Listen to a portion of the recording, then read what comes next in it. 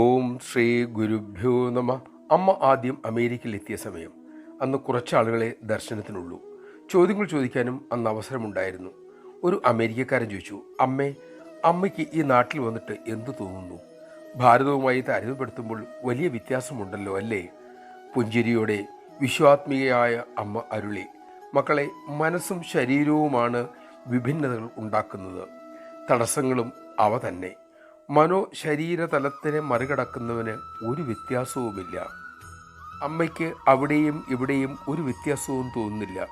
എവിടെയും അമ്മ കാണുന്നത് അമ്മയുടെ തന്നെ ആത്മസ്വരൂപമാണ്. എത്രയോ ദളങ്ങൾ ചേർന്നതാണ് പുഷ്പം, പക്ഷേ ഒരു പൂവായിട്ടല്ലേ നാം കാണുന്നത്. എത്രയോ അവയവങ്ങൾ ശരീരത്തിലുണ്ട്, പക്ഷെ നാം കാണുന്നത് ഒറ്റ ശരീരം എന്ന നിലയിലല്ലേ. അതേപോലെയാണ് ഭാഷ, രാജ്യങ്ങൾ, വംശങ്ങൾ, ജനങ്ങൾ. അമ്മയ്ക്കതെല്ലാം ഒന്നിൻ്റെ തന്നെ ഭാഗങ്ങളാണ്. നമഃശിവായ.